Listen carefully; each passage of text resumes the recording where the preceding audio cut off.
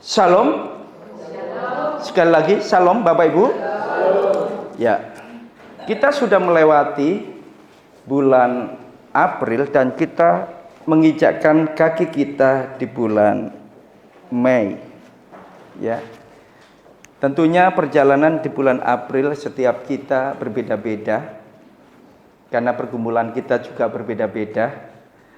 Tapi saya percaya bagaimana karunia Tuhan limpah atas hidup kita semua, sehingga memampukan kita untuk bisa berdiri dan memasuki bulan Mei. Amin. Bapak Ibu yang dikasihi Tuhan, hari ini kita akan belajar tentang dari keraguan menuju iman. Siapa di sini yang pernah mengalami keraguan-raguan terhadap sesuatu? Ada? Oh ada, iya. Ternyata ada yang mengalami keraguan-raguan terhadap sesuatu. Saya pernah Bapak Ibu mengalami keraguan-raguan pada saat saya membangun hubungan pacaran jarak jauh dengan mantan pacar saya. Tidak usah batuk ya. Jadi kondisi saat itu pacar saya ada di Samarinda, saya ada di Batu, di kampus I3. Karena saya tidak pernah bertemu Bapak Ibu, tidak pernah bertemu. Lalu pada saat itu kami hubungan dengan HP. Pada saat itu HP itu nggak secanggih zaman sekarang ya. Pokoknya bunyi dan di situ ada namanya tertera di situ. Wah, ini dari pacar kan gitu kan. Tentunya senang Bapak Ibu. Ya. Tentunya senang. Karena pada saat itu masih istilahnya itu perkenalan, belum masuk ke dalam hubungan yang lebih, yang disebut pacaran. Ya. Dan pada saat itu saya tanya ya kepada pacar saya itu, mantan pacar saya, sekarang istri saya ya. Karena jarak jauh Bapak Ibu, timbul curiga, timbul keraguan-raguan. Akhirnya janjian Bapak Ibu. Saya bilang, "Dik, bisa enggak pulang ke Surabaya biar nanti saya dari Batu turun ke Surabaya." Asik. Hari Sabtu ternyata betul, selesai kerja langsung pulang dan ketemuan Bapak Ibu. Ketika ketemuan Bapak Ibu, ya ketemunya di rumahnya gitu ya. Saya itu kaget Bapak Ibu. Karena memang nggak kenal, nggak tahu. HP-nya kan nggak bisa seperti model sekarang ya. Bisa dilihatkan fotonya, videonya. Dulu nggak ada. Ketika saya masuk, saya didampingi oleh kakak saya. Ya, didampingi kakak saya bertamu di situ. Ketika diperkenalkan, ini loh Dek orangnya. Saya kaget Bapak Ibu. Kagetnya apa Bapak Ibu? Rambutnya merah. Rambutnya merah. Saya diem aja, tanya aja Bapak Ibu. Saya diem, jadi yang ngobrol banyak itu kakak saya. Ngobrol banyak. Ya, ngobrol banyak. Setelah itu saya bertamu itu sepanjang mungkin 1 jam lebih itu Bapak Ibu. Tidak ada yang namanya air putih itu dihidangkan. Semakin ragu saya. Wis rambutnya merah, meja kosong Bapak Ibu. Saya dibiarkan begitu saja. Saya diem aja. Tapi dalam hati sedang berpikir pada saat itu, bener nggak Tuhan? Lu serius Bapak Ibu? Akhirnya saya pulang Bapak Ibu ke Pastori. Jadi kami itu tinggal sama Pak Delno, Pak Obed. Itu jadi satu Bapak Ibu. Tinggal satu rumah, belakangnya Ken 88 di situ. Ya, satu tempat tidur Bapak Ibu. Satu nasib juga gitu pada saat itu. Hanya ikut orang melencok sana, melencok sini Bapak Ibu. Akhirnya Minggu saya ajak ke gereja, setelah itu pulang ke Samarinda. Saya malam itu mikir Bapak Ibu, Tuhan beneran tak itu? Betul Bapak Ibu, saya bergumul sekali. Ragu Bapak Ibu. Kenapa demikian? Gara-gara rambutnya Bapak Ibu. Rambutnya merah. Saya itu nggak suka dengan yang aneh-aneh seperti itu. Wah, ini beneran dah. Timbul keraguan-raguan. Bisa nggak mendampingi saya suatu saat melayani Tuhan seperti itu?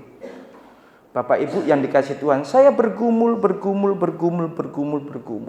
Lalu saya cross check ke kakak saya. Ini bukan kakak kandung, tapi kakak ketemu gede gitu. Kenal betul enggak sama orang ini? Kenal, Dek. Di mana? Satu gereja sama saya. Kamu serius memperkenalkan orang ini ke saya? Iya. Loh, saya tanya, takut Tuhan enggak? Sudahlah dijamin. Kok rambutnya merah? Wah, itu model aja, Dek, gitu. Serius kamu? Iya. Dia itu adalah pelayan Tuhan di gereja tempat kami. Pokoknya sudahlah dijamin itu. Bapak Ibu, dari keraguan-raguan itu saya cross check, ya, ring satunya itu Bapak Ibu, akhirnya dapat informasi seperti itu. Bukan hanya dia sebenarnya, tapi adiknya kakak ini saya cross check juga. Iya, dia adalah anak pelayanan, Dek. Dia melayani Tuhan, dia aktif dalam pekerjaan Tuhan. Akhirnya plong saya. Akhirnya ketika saya di Batu, di kampus sana, sore-sore, ya, pulang kerja, saya tembak Bapak Ibu. Kenapa demikian? Dari keraguan-raguan, di situ ada informasi yang jelas.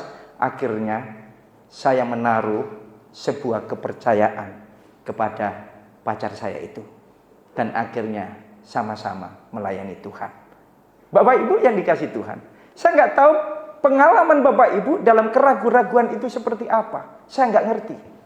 Tapi saya percaya Bapak Ibu pernah mengalami keraguan-raguan seperti itu. Tentu jenisnya berbeda-beda. Nah, kita akan belajar satu tokoh di sini bagaimana dia mengalami sebuah keraguan-raguan. Ya, jadi keraguan adalah bagian dari perjalanan iman manusia. Kalau kita perhatikan, bahkan seorang murid seperti Thomas pun pernah mengalami keraguan-raguan terhadap kebangkitan siapa? Tuhan Yesus. Namun saudara, kisahnya bukan tentang kegagalan imannya, melainkan tentang proses dan transformasi menuju iman yang sejati. Klik. Saudara-saudara, siapakah Thomas itu? Thomas itu yang disebut oleh Tuhan Didimus. Memang di dalam 4 Injil tidak dijelaskan begitu rupa. Dia latar belakangnya, pekerjaannya apa, tidak dijelaskan. Tetapi dia termasuk 12 murid Tuhan. Dan dia adalah orang yang sangat kritis dan realistis. Orang yang realistis selalu membutuhkan apa Bapak Ibu? Bukti. Kau cinta aku, buktimu opo? Wong awakmu apel aja nggak membawa apa-apa. Mana katanya cinta? Orang nggak bisa dikasih makan cinta. Dikasih makan apa Pak? Nasi goreng, nasi pecel, nasi rawon. Iya kan? Butuh uang. Jadi dia adalah orang yang sangat kritis dan juga dia orang yang sangat realistis. Pada saat kalau kita memperhatikan di dalam Yohanes pasal yang ke-20 Bapak Ibu, yuk kita bersama-sama membuka dalam Yohanes pasal yang ke-20 ayat 24 sampai 25. Kita baca Yohanes pasal yang ke-20 ayat 24 dan 25. Ini kisah daripada Thomas. Firman Tuhan berbunyi demikian, tetapi Thomas seorang dari ke-12 murid itu yang disebut Didimus tidak ada bersama-sama mereka ketika Yesus datang ke situ. Jadi konteksnya ini adalah ketika kebangkitan Tuhan, murid-murid semua berkumpul di salah satu tempat, di mana tempat itu menjadi perbincangan antara satu dengan yang lain. Dan murid-murid yang lain ada yang mendapatkan penampakan Tuhan. Tuhan hadir menjumpai mereka. Lalu mereka bersaksi, Tuhan bangkit loh, sesuai apa yang ia katakan. Dan semuanya berkata, iya, saya juga mendapatkan penampakan Tuhan sudah bangkit. Saudara-saudara yang dikasihi Tuhan, pada saat di situ ada Thomas, Alkitab mengatakan di dalam ayat yang ke-24, di situ Thomas, seorang dari ke-12 murid itu yang disebut Didimus, apa di situ? Tidak ada bersama-sama dengan mereka. Jadi logis enggak kalau Thomas mempertanyakan kebangkitan itu, Bapak Ibu? Logis. Kenapa demikian? Karena Thomas enggak melihat langsung. Dia hanya mendapatkan kabar dari teman-temannya, rasul-rasul itu. Aku mendapatkan penampakan Tuhan sudah bangkit. Thomas Allah gedabrus. Gak mungkin itu. Wong aku gak mengalami hal seperti itu.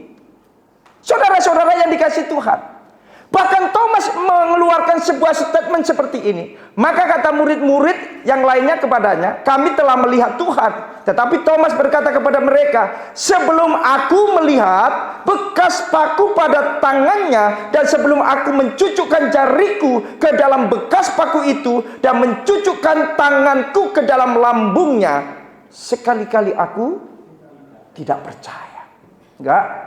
Aku enggak percaya omong kosong kalian.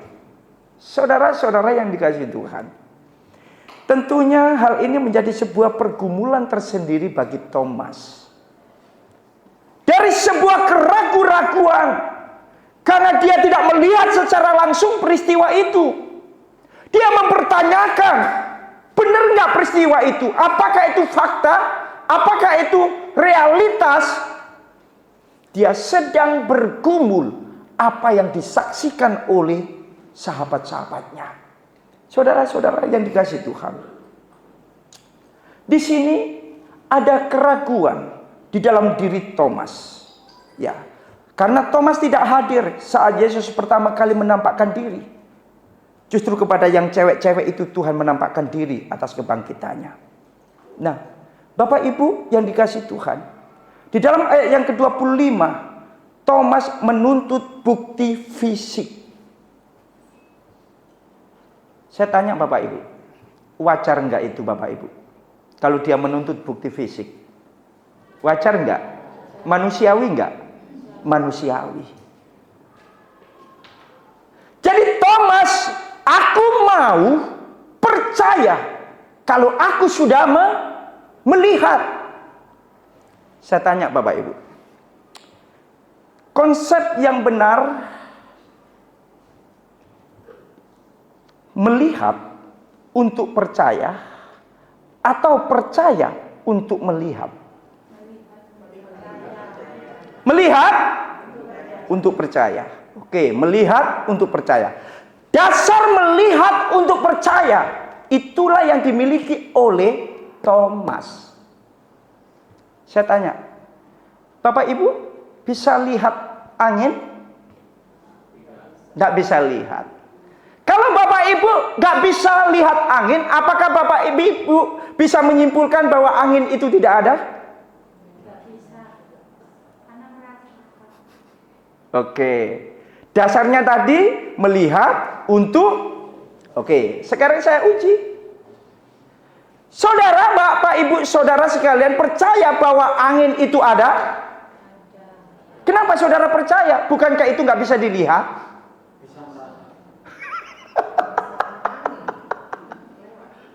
Bapak Ibu tahu bentuknya angin? Tahu? Tahu kalau dikerok itu.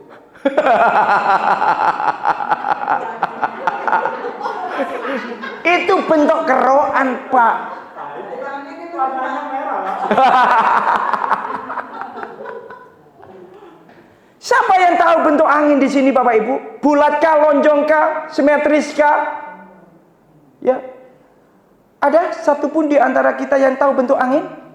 Enggak tahu. Sekarang yang menjadi pertanyaan, apakah saudara tahu ya bahwa angin yang tidak terlihat itu bisa dipercaya? Halo? Gimana? Gimana bisa tahu Bapak Ibu bahwa angin itu ada?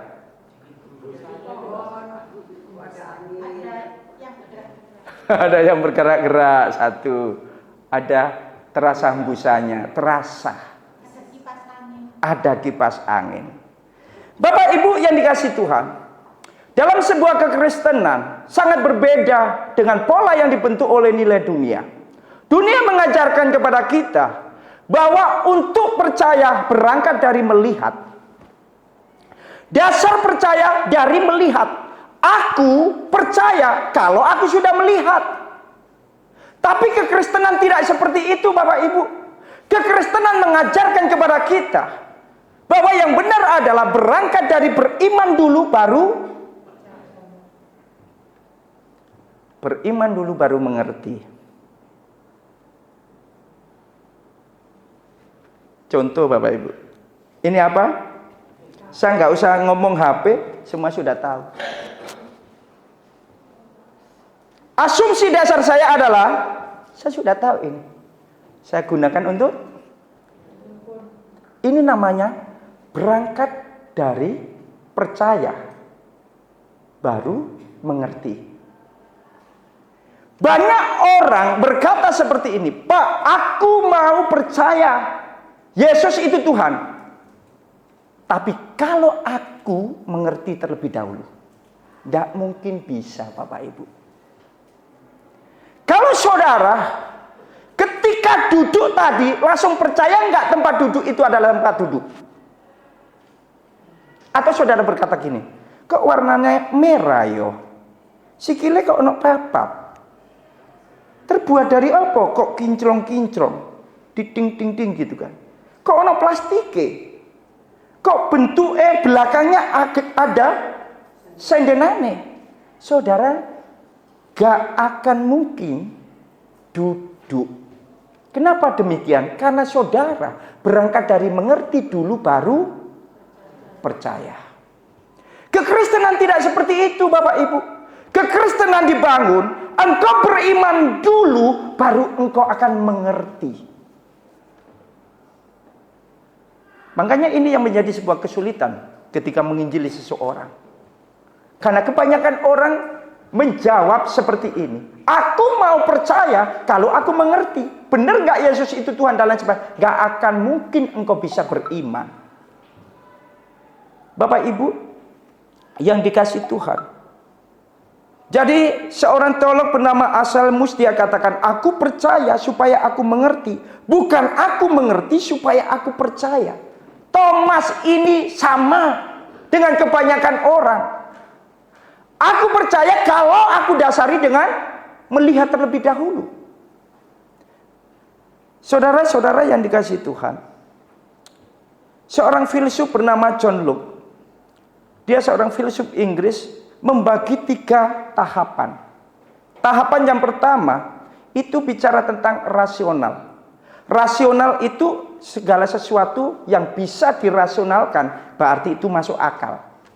Contoh seperti ini. Pak Delnop 1 hari makan 3 kali. Itu namanya rasional, masuk di akal. Semua orang ketika mendengarkan, kalau orang ya dalam 1 hari makan 3 kali, itu namanya rasional. Tapi ada wilayah yang berikutnya, itu adalah kontra rasional. Kontra rasional itu bertentangan dengan akal. Contohnya apa? Ada orang makan itu 7 piring, nggak kenyang-kenyang. Nah, ini namanya kontra rasional. Ya, kontra rasional. Makan 7 piring 1 hari nggak kenyang-kenyang. Berarti itu bukan lagi cacing pita yang ada di dalam perutnya. Nogosari. Yang ketiga Bapak Ibu, ada wilayah yang namanya suprarasional. Itu artinya di atas akal. Contohnya apa? 40 hari, 40 malam, gak makan, gak minum. Itu namanya di atas akal. Contohnya Nabi Musa. Betul? Contohnya siapa? Tuhan Yesus juga. 40 hari, 40 malam, gak makan, gak minum. Itu namanya suprarasional. Artinya melampaui akal kita. Nah, peristiwa tentang kebangkitan Kristus ini adalah sesuatu yang bersifat supranatural.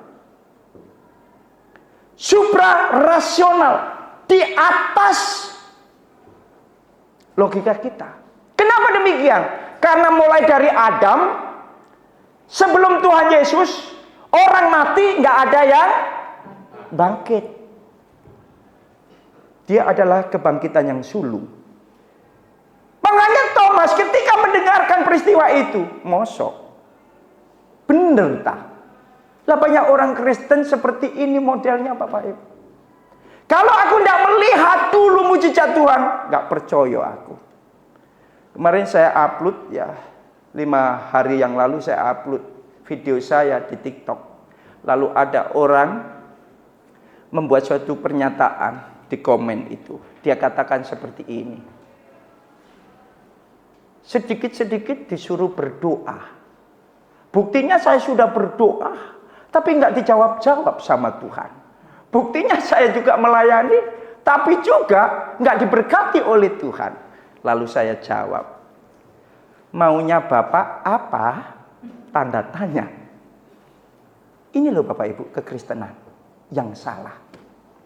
Minta bukti baru percaya. Ini bukan iman namanya. Ini namanya perasaan. Makanya hati-hati. Jangan sampai kita disebut oleh orang-orang yang sama seperti pengikut Tuhan dalam tanda kutip ribuan orang. Pada saat itu semua meninggalkan Tuhan. Karena mengikut Tuhan dasarnya karena melihat. Kalau aku melihat dalam kondisiku sekarang ini aku sakit dan aku boleh mengalami yang disebut kesembuhan, baru aku beriman kepada Tuhan. Itu bukan iman namanya. Bukan iman. Kendatipun kalau kita melihat Bapak Ibu, itu sebuah proses perjalanan ya, akan menuju kepada iman. Nanti kita akan lihat berikutnya. Thomas dia katakan, enggak, aku tidak mau percaya sebelum aku melihat, aku mencucukkan tanganku, jariku itu ke lubang paku itu. Aku baru percaya. Saudara-saudara yang dikasihi Tuhan, Yesus tidak menolak orang yang ragu seperti ini. Dan dikatakan di dalam ayat yang ke-26-27, perhatikan, 1 minggu berikutnya, 8 hari di situ dikatakan Tuhan hadir di tempat yang sama, di mana murid-muridnya juga ada di situ, kumpul bareng mendiskusikan masalah kebangkitan itu. Tuhan hadir. 8 hari kemudian Tuhan hadir di tempat yang sama. Semua pintu terkunci karena mereka takut dengan orang-orang Yahudi. Saudara-saudara yang dikasihi Tuhan, disitulah Tuhan menyatakan dirinya. Yesus mengizinkan Thomas menyentuhnya, menunjukkan kasih dan pengertian terhadap keraguannya.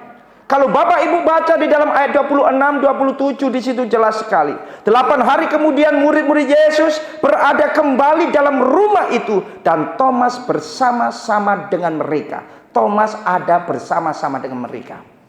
Sementara pintu terkunci, Yesus datang dan ia berdiri di tengah-tengah mereka dan berkata, damai sejahtera bagi kamu. Dan Tuhan katakan, ya Thomas, ini bekas paku, ini bekas paku, ini bekas tombak. Dan saat itu Tuhan suruh, silakan masukkan jarimu ke lubang ini. Dan pada saat itu Thomas menjawab apa Bapak Ibu? Klik. Thomas berkata apa? Perhatikan, di situ keraguan Thomas menghantar kepada iman yang sejati. Hanya dia menyebut hanya dia satu-satunya murid yang menyebut Yesus itu Tuhan dan Allahku. Makanya kalau ada orang seberang mengatakan, di mana buktikan kalau Yesus itu benar-benar Tuhan? Dalam kitab 4 Injil itu nggak ada kok. Ini loh. Dan ketika Thomas berkata seperti itu, berseru, "Ya Tuhanku dan Allahku," Yesus tidak menolak. Beda ya kalau dalam kitab Wahyu, ketika Yohanes Rasul itu, ketika didatangi oleh malaikat, dia sujud dan malaikat melarang. Jangan sujud, aku juga adalah hamba. Tapi ketika Thomas mengungkapkan pernyataan imannya kepada Tuhan, "Ya Tuhanku dan Allahku," Yesus tidak menolak pernyataan itu. Berarti memang dia benar-benar adalah Tuhan dan Allahnya. Saudara-saudara yang dikasihi Tuhan, makanya kalau orang berkata, "Buktikan kalau Yesus itu Tuhan." Lah susah orang kayak gini Bapak Ibu. Betul ya? Susah. Buktikan. Kenapa? Karena berangkat dari pembuktian. Minta bukti dulu, baru percaya. Nggak bisa Bapak Ibu. Harus beriman dulu, baru engkau mengerti siapakah dia. Proses perjalanan iman saya, Bapak Ibu, cukup panjang. Untuk mengerti Alkitab, firman Tuhan ini nggak mudah Bapak Ibu. Saya harus tunjang dengan banyak buku-buku, literasi, dan banyak hal yang lainnya yang saya konsumsi, saya baca. Untuk membuat iman saya semakin bertumbuh. Jadi, jangan landasi kepercayaan kita dasarnya adalah pembuktian. Jangan saudara landasi sesuatu yang dapat saudara lihat baru saudara beriman kepada Tuhan. Orang yang mendasari, melihat, mengalami mujizat-mujizat Tuhan, baru dia percaya kepada Tuhan. Itu hanya menyentuh perasaan aja. Orang seperti ini bisa menangis? Bisa. Orang ini seolah-olah bisa menyesal? Seolah-olah. Tapi itu sebatas perasaan. Saudara-saudara yang dikasihi Tuhan, ada sesuatu yang menarik. Klik. Di sini Tuhan berkata kepada semua murid-muridnya. Di situ katakan apa? Karena engkau telah melihat. Terus? Maka engkau percaya, hei Thomas. Jauh lebih daripada itu, berbahagialah engkau yang tidak melihat. Tapi ini loh kekristenan Bapak Ibu.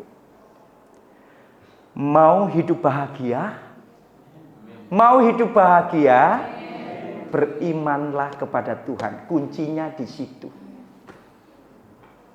Saya tanya Bapak Ibu, berapa banyak orang Israel melihat mujizat Tuhan? Melihat mujizat Tuhan. Dengan kasat mata mereka sendiri, yang namanya makanan malaikat dari surga diturunkan untuk memelihara hidup mereka, yaitu namanya mana. Mereka melihat, menyaksikan mujizat Tuhan. Tapi saya tanya, berapa banyak yang bertobat? Ada? Nggak ada. Kenapa? Dasarnya karena melihat. Supaya percaya. Nggak mungkin bisa Bapak. Saya melayani berapa banyak orang yang sakit stadium 4. Dia bilang gini, "Pak, kalau saya dengan sakitku ini disembuhkan oleh Tuhan, saya akan percaya dan mau melayani Tuhan."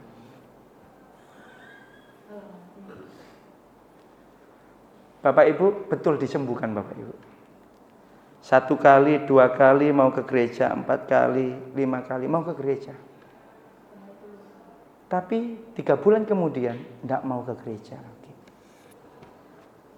Ini loh dasarnya, karena kalau aku mengalami kebaikan Tuhan, aku mengalami pertolongan Tuhan, aku mengalami jamahan Tuhan, kalau aku mengalami mujizat Tuhan, aku mau percaya. Bapak Ibu, saudara-saudara yang dikasihi Tuhan, tentunya hal ini menjadi pergumulan banyak orang. Bagaimana beriman kepada Tuhan? Karena iman itu sendiri tidak bisa muncul dengan sendirinya. Iman lahir dari mendengar apa? Gosip? Enggak. Mendengar apa? Perkataan orang? Enggak. Mendengar apa Bapak Ibu? Makanya mau tumbuh iman di dalam diri kita, harus senang dengan firman Tuhan. Karena firman itu muncul dari mendengar firman-Nya. Iman itu muncul dari sini Bapak Ibu. Ya. Bapak Ibu, saudara-saudara yang dikasihi Tuhan. Sebagai kesimpulan, kita baca bersama-sama. 2, 3. Iman yang sejati bukanlah tanpa keraguan, tetapi lahir ketika keraguan bertemu dengan kebenaran Kristus. Artinya yang dimaksud ini adalah kebenaran Kristus menjadi sebuah kemutlakan untuk membangun dasar iman kita. Amin. Supaya saudara mengerti jadi orang Kristen itu seperti apa. Supaya saudara mengenal siapa sebenarnya Yesus Kristus itu buat saudara itu apa. Makanya kalau orang Bapak Ibu berangkat dari beriman untuk mengerti Bapak Ibu, dia menjadi orang Kristen yang iman, pertumbuhan imannya itu bagus. Selalu rindu. Tapi kalau orang berangkat dari mengerti untuk beriman, biasanya kalau firman yang disampaikan itu nggak enak telinga, ngikuti Bapak Ibu. Ngikuti tonggone, cocok untuk awakmu itu, cocok. Kenapa nggak mau dikoreksi dirinya? Kenapa nggak mau bertumbuh? Karena berangkatnya salah sudah. Dasarnya itu salah. Kalau orang bangun rumah, dasarnya itu salah tanpa ada fondasinya Bapak Ibu. Sebagus apapun rumah saudara akan hancur seketika ketika ada badai. Tapi kalau berangkatnya dasarnya itu benar, engkau beriman dulu, baru engkau mengerti. Maka di situ ada kekuatan tersendiri. Saudara-saudara yang dikasihi oleh Tuhan Yesus Kristus, baru-baru ini saya sharing dengan hamba Tuhan, begitu kekristenan sekarang ini semakin serupa dengan dunia. Dan ini sangat mengerikan sekali Bapak Ibu. Sangat mengerikan. Mungkin bagi jemaat informasi seperti ini jarang karena jemaat tidak memantau perkembangan kekristenan itu sendiri. Perhatikan Bapak Ibu. Sekarang orang begitu berani, anak-anak muda begitu berani. Ya, ketika ibadah pun tidak konsen dalam ibadah. Jadi kalau orang seperti ini memenuhi gereja gitu Bapak. Jadi ketika ibadah, gimana aktif, ya HP-nya terus main game di situ Bapak Ibu. Satu dengan yang lain, bisa kan? Kendati pun jaraknya berjauhan. Bersyukurlah Bapak Ibu, kalau di tempat ini bisa dipantau. Siapa yang main game langsung ketahuan. Dan bisa ditegur kan gitu kan. Coba kalau gereja besar, mana pendeta ngurus hal-hal seperti itu. Tapi perhatikan, kerusakan manusia di mata Tuhan sekarang luar biasa.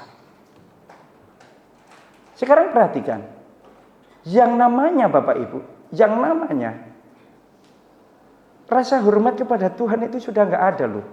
Anak-anak kadangkala Bapak Ibu diajar untuk baca Alkitab. Makanya saya mengharapkan Bapak Ibu, saudara semua itu bawa Alkitab yang seperti ini. Ya, HP disingkirkan seperti ini. Kenapa? Saya itu kalau diundang sering duduknya di belakang Bapak Ibu. Di gereja lain saya uji sih. Saya kalau diundang saya duduknya itu di belakang. Saya ingin tahu apa yang dibuat oleh jemaat. Ternyata mainan HP. Jadi kalau ting masuk kendati pun ya cuma digetar-getarkan kan kelihatan kan Bapak Ibu. Setelah itu ada WA, dikirim WA. Jadi terputus itu firman, mendapatkan separuh kebenaran. Separuh kebenaran bukanlah kebenaran masalahnya. Jadi kok nggak ada persiapan ya? Saya senang dengan hamba Tuhan bilang seperti ini. Kalau saudara nggak siap untuk beribadah kepada Tuhan, lebih baik saudara pulang. Itu ada hamba Tuhan yang seperti itu Bapak Ibu. Silakan saudara pulang. Karena menghadap Tuhan itu bukan perkara yang gampang dan mudah. Kami sudah membaca firman Tuhan, itu berurut Bapak Ibu, sudah Keluaran pasal yang ke-33. Teman-teman mahasiswa, ternyata ngeri ya Pak ya. Kalau menghadap Tuhan ternyata gak boleh sembarangan. Gak boleh sembarangan loh. Yang namanya binatang, dalam radius tertentu, Tuhan bilang, tolong amankan semuanya itu binatang, jangan ada yang makan rumput di sekitar gunung itu. Jadi itu dikasih batas Bapak Ibu. Kalau ada siapapun binatang manusia yang mendekat, dia sudah melanggar kekudusanku dan dia harus mati. Betul Bapak Ibu. Artinya di situ kita ambil secara makna teologis bahwasanya menghadap Tuhan itu tidak boleh sembarangan. Disiapkan hatinya, disiapkan pikirannya. Makanya kalau hari Sabtu jangan banyak bergadang. Disiapkan, keluarga pun disiapkan di situ. Yuk kita berdoa untuk besok. Siapa yang jadi pengkhotbahnya, siapa yang melayani altar, didoakan satu persatu supaya semuanya siap. Makanya pelayan-pelayan di sini jangan sembarangan Bapak Ibu melayani Tuhan. Makanya kalau enggak latihan, lebih baik enggak usah pakai alat musik. Kalau enggak latihan, jangan pakai tradisi gereja lain. Oh di sana kan enggak latihan, om langsung enggak masalah kok. Di sana, di sini enggak boleh. Ya, kalau enggak mau latihan, lebih baik jangan pelayanan daripada berdosa. Melayani tapi berdosa. Jangan Bapak Ibu. Pertanggungjawaban kita itu besar di mata Tuhan. Ya. Jadi jangan dianggap melayani Tuhan, oh cuma gitu. Cuma senyum-senyum kasih salam orang. Enggak. Saudara ketika mempersiapkan diri, ketika jadi asar pun, saudara bisa mendatangkan berkat bagi tamu yang datang. Senyuman saudara sudah 60% mengangkat masalah pergumulan seseorang. Itu berdasarkan survei dan riset. Jadi semuanya harus disiapkan. Maka daripada itu, kalau kita melihat kendati pun Thomas ini beda dengan murid-murid yang lain. Dia mulai dari keraguan-raguan, tetapi menemukan iman yang sejati. Ketika dia menemukan iman yang sejati, lalu pernyataan imannya itu keluar, ya Tuhanku dan Allahku. Dan saat itu dia komitmen. Komitmennya di mana Bapak Ibu? Dia pergi ke Irak, lalu dia berjalan lagi ke India, dan di situ dia mengabarkan Injil sampai matinya, dan matinya adalah secara martir. Lambungnya pun ditombak sesuai dengan firman Tuhan. Dia ingin mencucukkan di lambungnya Yesus, dan pada saat hari kematiannya dia mati karena ditombak di India. Dia nggak takut dengan semuanya itu. Kenapa? Karena dia memiliki iman yang benar. Orang yang memiliki iman yang benar tidak takut dengan masa depannya, nggak takut. Kenapa? Karena dia tahu dia punya cara pandang yang berbeda dengan kebanyakan orang. Dimensinya berbeda. Kita lihat ini ada tembok, tetapi orang yang punya iman, oh nggak sebatas tembok, tapi di balik tembok sana ada banyak aktivitas. Itu cara pandangnya berbeda.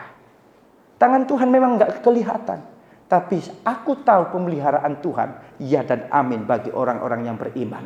Itu cara pandang orang yang beriman. Amin. Saudara-saudara yang dikasihi Tuhan, yuk kita sama-sama belajar. Seperti Thomas, mungkin timbul keraguan-raguan dalam hidup saudara ketika saudara berusaha mengikut Tuhan. Ada keraguan-raguan di situ. Tapi yuk kita satukan hati kita.